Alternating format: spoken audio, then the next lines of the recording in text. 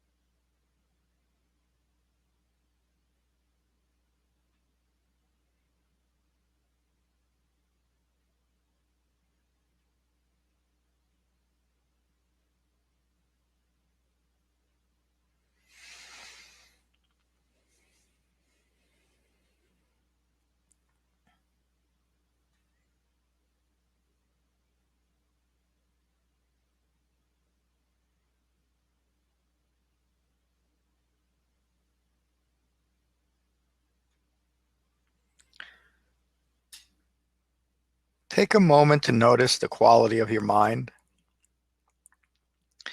Be at peace with your mind. And when you're ready, you can gently open your eyes.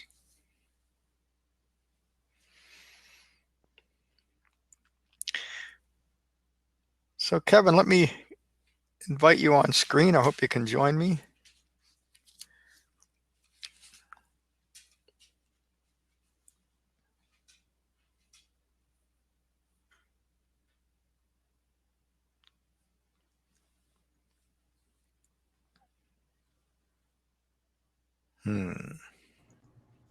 There you are. All right. Yeah. Hey, How are you, Kevin? Good. Doing well, thanks. It's good to see you. How are you doing? I'm doing good. It's just you and me today. That's great. I'll give the talk in just a minute. I just want to let you know. I don't know if you noticed that we changed the Saturday schedule. Okay. There's no longer a 25-minute sit to start class. We'll start class at 8:30 with a 30-minute sit and go right into the talk and discussion. Just so you know, I sent it out in the email too. So okay. Good. I signed up for the retreat too. I noticed. Yeah. I'm really looking forward to it. It's going to be very similar to last year. I mean, that was a great retreat.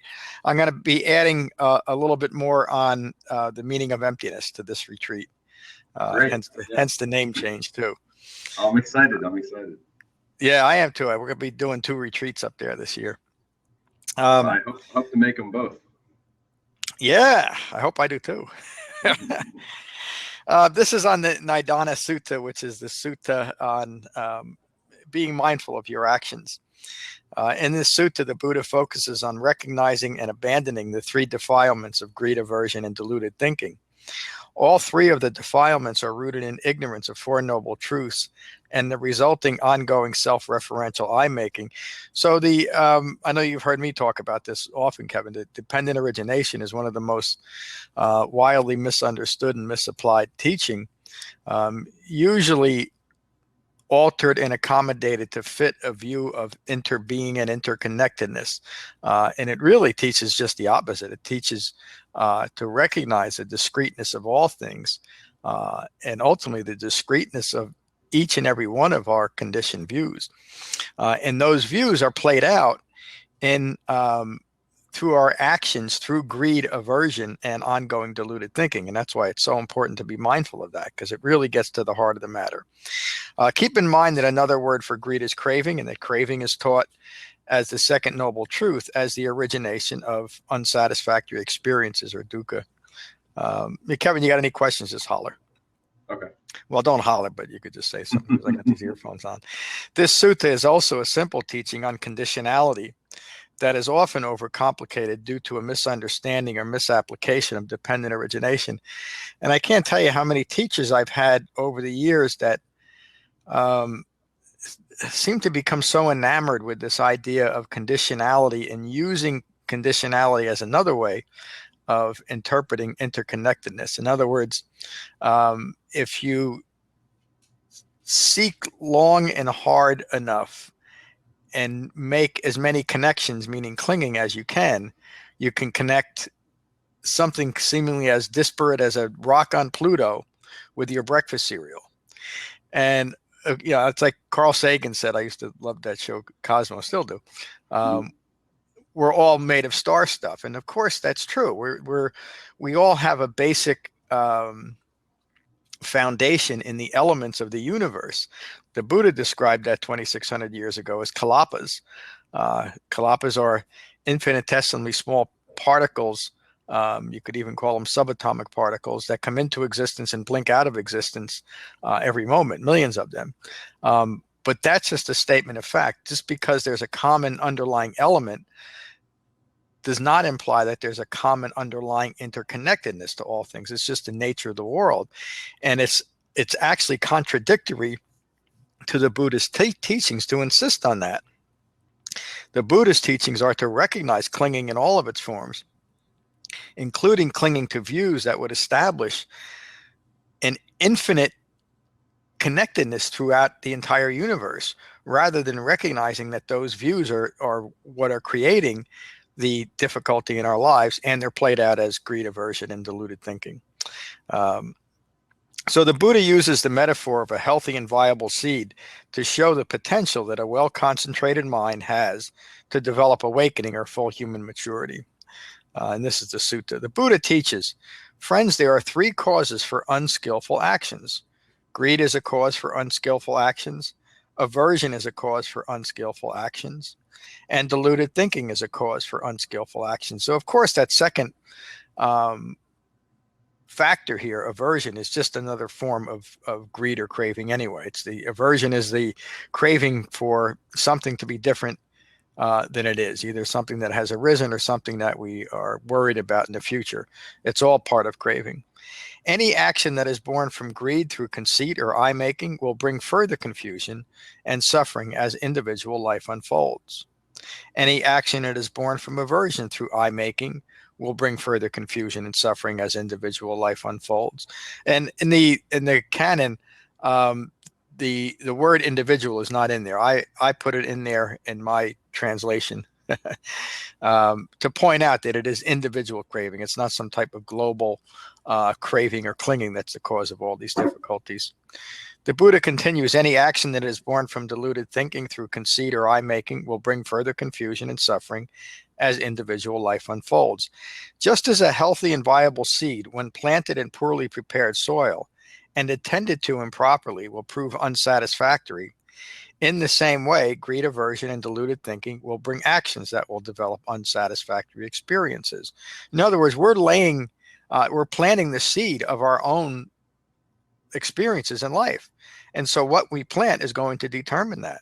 Now, the Buddha continues, now when actions are born that are free of greed, free of aversion, and free of deluded thinking, confusing and unsatisfactory experiences will not develop.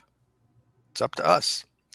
Just as a healthy and viable seed, when planted in well-prepared or well-concentrated soil and attended to properly or through refined mindfulness, will grow and increase in abundance. In the same way, one well prepared with the proper conditions will develop lasting peace and happiness. A person ignorant of their own actions, born of greed, aversion, and delusion, must experience the results of those actions. That's karma. One who has developed wisdom and ended ignorance, this individual abandons greed, abandons aversion, and abandons deluded thinking.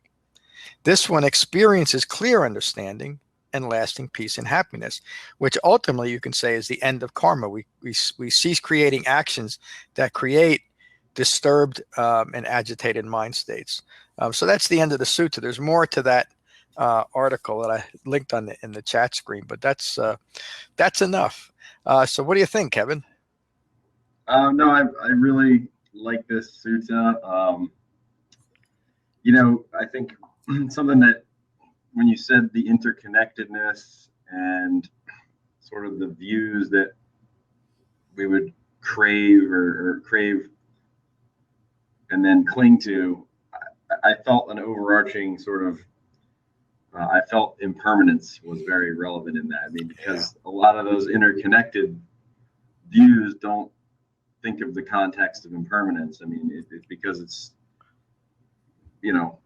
I guess we're all connected in this human experience, and we can be connected through our awakening or our delusion in a sense, but it's the context of impermanence is there. So I thought that was interesting, and I mean, I had a little experience with that last night. I was playing hockey, probably should have been at Dhamma class, and you know what? I hurt my shoulder, and it's so I'm.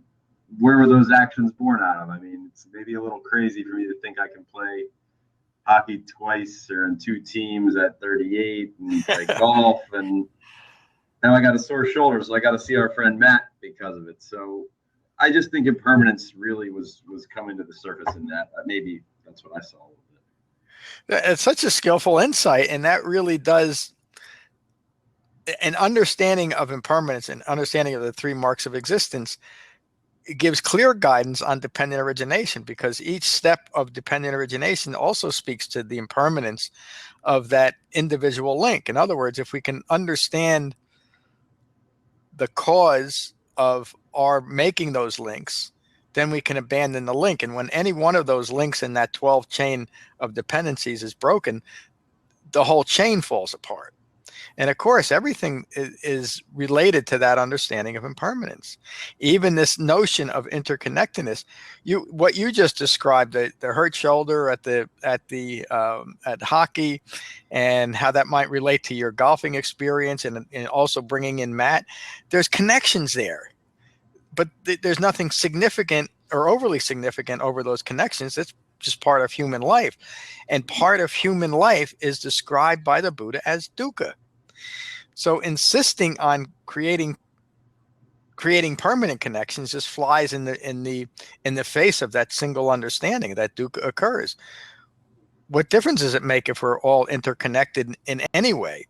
And as far as the Dhamma is concerned, there are people that will argue the point, well, it's through interconnectedness that we can save all sentient beings, and that doesn't really make sense either.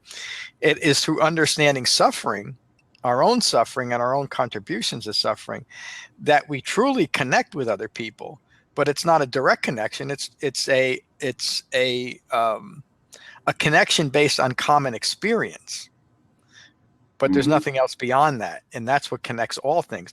Ultimately, when you understand that the Buddha's teaching is to cease creating the thoughts, words, and deeds that continue of human life through future lifetimes. In other words, the Buddha's teachings is to recognize how we do that, to stop doing that, and to stop being here, to stop creating a human life that's prone to suffering. The other view is that somehow we should continue life in a way that can't be sustained. In other words, we should always be striving for future rebirths that are pleasant. And somehow that belies even the physical understanding that the universe is going to end at some point, meaning that we are going to run out of an environment in order to even develop the Dhamma in. So we better get it. We talked about this a little bit last night. An understanding of impermanence, a true understanding, then points to the importance of developing the Dhamma quickly. I like to say with your hair on fire, take to it that way. Because you never know when we're going to lose the opportunity. Another aspect of impermanence is uncertainty. We never know when the next moment's going to bring, and the next moment could be our last moment. So there's that saying, live life like it's your last day on earth. Well, as far as that relates to the Dhamma, that's really true. This could be the last opportunity we have to awaken. There's no guarantee in any of this. So you have great insight there, Kevin. Go on. No, I want to hear what you have to say. I talk enough. Yeah, it was if you think of it, that if you spend your whole life clinging to that interconnectedness, I've got to go out and do something for the world or do whatever it is every day for the world, then 20 years down the road, you're going to go, wow, I just missed I delayed my own awakening, or I didn't wake up instead of clinging to the interconnectedness. Like everything I do is related to wherever. It's not. You're missing your life. I guess we said. Yeah, and that's such a common occurrence today. In fact, it's often a substitute. The modern idea of engaged Buddhism is often portrayed that way. Find a cause that is commonly acceptable, and make that your Dhamma practice, and now you're an engaged Buddhist. And by and large, you don't develop the actual Dhamma. You're just substituting something, and it's a convenient escape from actually doing the work.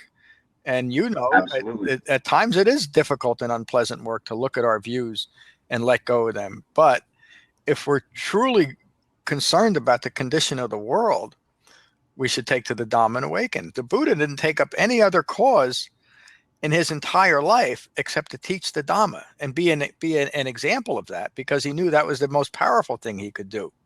He was deeply concerned about the conditions around him, and the world was very similar 2,600 years ago as it is today. There was an awful lot of competitiveness and greed and violence, people oppressing other people. And what he knew was going to be most effective was to teach the Dhamma to as many people as he possibly could. And he succeeded, but it also should be recognized that even in the country that he founded the Dhamma, it vanished until, for many, many hundreds of years, until recently. And it's still not the predominant religion in India today. The reason why I'm saying that is even something as powerful and as important as the Buddhist teachings are subject to the whims of a self-referential ego self that constantly strives for something else, to substitute anything for true change. The whole idea of the bodhisattva vow, I know it's so honored and revered in modern Buddhism, is something that the Buddha rejected. He often talked about himself in the past as an unawakened bodhisattva. That idea that I'm going to save the whole world sounds great until you realize that there's no foundation in reality, and it contradicts the first noble truth. There's dukkha. There's always going to be dukkha, no matter how hard we try to change that. We can't. The only thing we can do is to be, and like this sutta points out to us, to be mindful of our actions so that we can recognize greed, aversion, and deluded thinking and abandon it individually. It's all that we can do. But once we do that, then we can have a powerful effect on the world around us. And I know you've talked about that, and we talk about it a lot at class, how just making the small changes initially in the Dhamma has such a powerful effect on ourselves and the people we're closest to.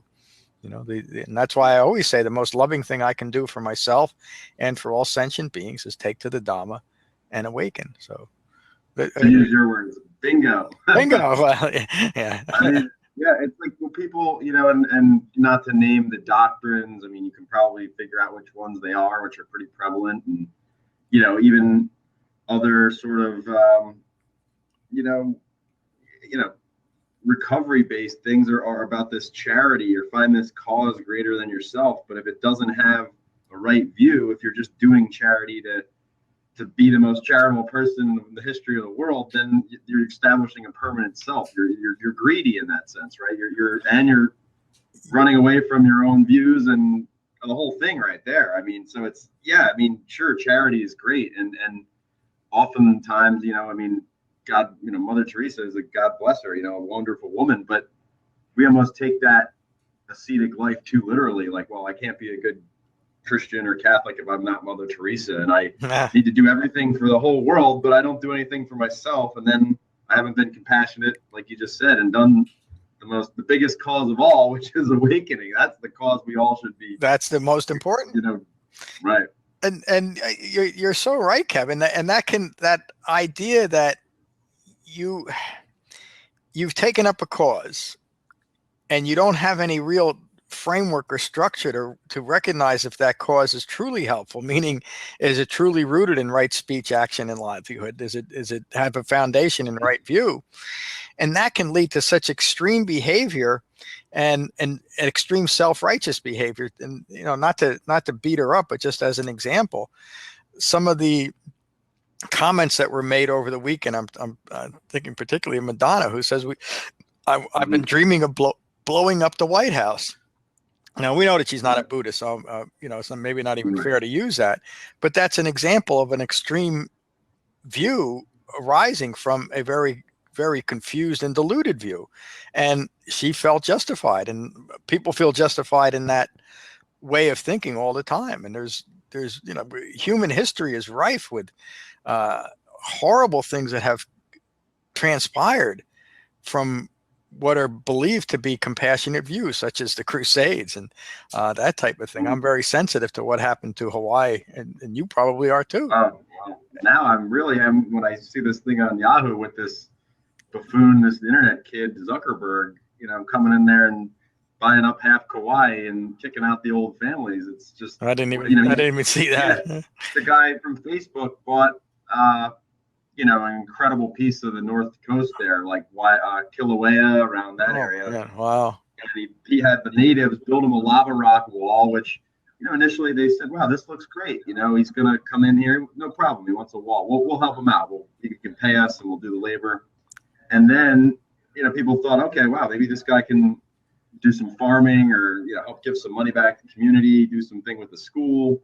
And then he comes in there and does this quiet sort of move in the courts to take the ancestral lands that are on his tracts that people can still use, and the beaches are still public, of course. And he's trying to, get him out of there, basically. And they said, wow, I mean, you know, he had a great chance to do something here. All he needed to do was show a little respect. And it's like, again, it's this trying to establish a legacy or whatever it is. And it's so diluted. I mean, you know, someone with a charitable foundation, I'm just going to make sure my name and my identity stays on behind, you know, beyond me, that's crazy. That's delusion. Boy, you know? But it speaks directly to today's sutta. You know, it's right. all rooted in greed, and there's aversion there too in the other people who have claim to that land. Just because he can afford to buy it and take it away. Again, I don't know the man, so I'm speculating, but I would bet that if he had developed the Eightfold Path as a framework for the way he's seeing the world, he would engage in true charity and maybe buy the land and preserve it rather than buy the land and make it his own. Well, he's going to make a house and preserve it. But I guess even, you know, from what I read there, the guy was, you know, like I said, he was a Jewish guy, and apparently he's into Buddhism. That's his cool thing. You know, he's this new wave Facebook.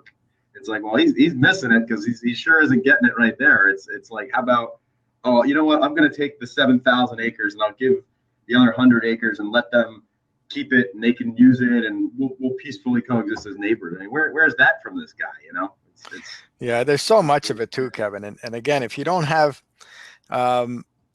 it may be even more hurtful towards people when they take on a robe such as I am now a practicing Buddhist, because then if you really haven't developed the Dhamma, then you can justify just about anything because I'm a Buddhist. It must be right. And I see that often in other practitioners. And certainly the way that they present the Dhamma is they don't even recognize it. It's such a self-serving way that they're presenting it in a way that preserves their own views rather than something that the Buddha taught. But it's so easy to fall into if you haven't developed the Eightfold Path initially. That's why the Buddha taught it. He taught the Eightfold Path so that we could recognize and overcome conditioned views. If we don't do it, all we're doing is expressing our own ignorance. And it really is unfortunate in that way. But we're also so fortunate that these teachings are still here and they're still understandable to us humans as they were to the first human, Siddhartha, you know. So. Yeah, it's something that you know, people in my life, you know, somebody was talking about that the other day, you know, what's the point of your life? What are you here to do? And I have to be careful because, again, you know, seeing things clearly and trying to preach and be right are two different things. And I want to be careful about that. And I guess that's when right speech comes into sense. You know, I mean, people were saying, isn't the purpose of life to love or something? And I said, yeah, it sure is. That's a great thing. But I think, you know, that's the purpose of life is, you know, I kind of was going towards, it's kind of discovering and awakening and living the truth or embodying the truth kind of thing. And the truth is that love is pretty great and it's impermanent though. And that's people, and those things are fleeting and they will make you happy, but there's something that can, you know, at life as life occurs, you're going to be in and out of relationships or whatever, you know, and I didn't want to get into that too much, but that was, again, and I had to be probably more, it was almost too much for some people, you know, wow, wait, the purpose of life is just to understand what's going on. And well, I think so. And this guy 2,600 years ago kind of thought so. And but yeah, the point is sure to be generous and loving in a relationship. Sure, that's a good too. Yeah, but we can be much more loving and generous and authentic about it when we develop the Dhamma, rather than creating more eye-making over it. I'm the most wonderful person, which leads to at least more suffering for ourselves and usually for other people because we're pushing ourselves. That's that aspect of right speech. Is it necessary? Meaning, is it likely to fall on accepting ears or deaf ears? And it's going to fall on deaf ears. You keep your mouth shut because there's just no benefit there. And again, we see evidence of compassion without any wisdom and how hurtful it can become. And again, the Crusades are probably the greatest example of that. But even people, well, I don't want to go that too far. But there's many people that create great violence in the world, believing that they are right. They're following their views and they think that they're being compassionate, even if it might fit a very small number of people. And again, the most infamous people are those types of people. They believed in what they were doing. I believed in it last night, being compassionate for my hockey team, but ended up hurting my arm here. Well, So, that's impermanent too, I hope.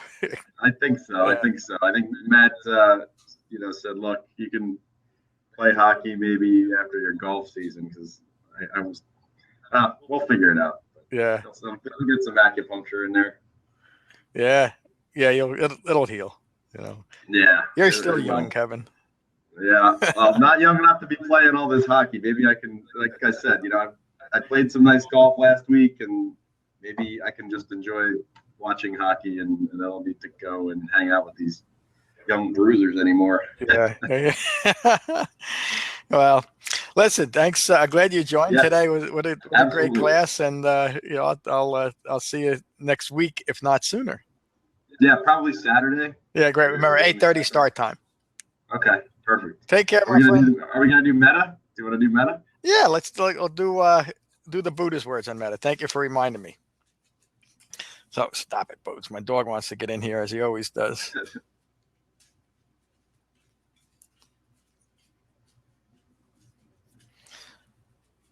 So these are the Buddha's words on metta. So gently close your eyes and gently close your mouth. And take a moment to become mindful of the sensation of breathing in your body, Kevin. And let that mindfulness of your breath cease any distracting thoughts to the past or to the future, or that may have arisen from our talk today. And these are the Buddha's words on metta from the Karaniya Metta Sutta. This is what should be done by one who is skilled in goodness and who knows the path of peace. Let them be able and upright, straightforward and gentle in speech, humble and not conceited, contented and easily satisfied, unburdened with duties and frugal in their ways, peaceful and calm and wise and skillful, not proud or demanding in nature. Let them not do the slightest thing that the wise would later reprove. Wishing, in gladness and in safety, may all beings be at ease. Whatever living beings there may be, whether they are weak or strong, omitting none, the great or the mighty, medium, short, or small, the seen and the unseen, those living near and far away, those born and to be born, may all beings be at ease. Let none deceive another or despise any being in any state. Let none through anger or ill will wish harm upon another. Even as a mother protects with her life her child, her only child, so with a boundless heart should one cherish all living beings. Radiating kindness over the entire world, spreading upwards to the skies and downwards to the depths, outwards and unbounded, freed from hatred and ill will. Whether standing or walking, seated or lying down, free from drowsiness, one should sustain this recollection. This is said to be the sublime abiding. By not holding to fixed views, the pure-hearted one, having clarity of vision, being freed from all sense desires, is not born again into this world. Thank you, Kevin, for a great class. Peace. Thank you, John. See you very soon. See you soon.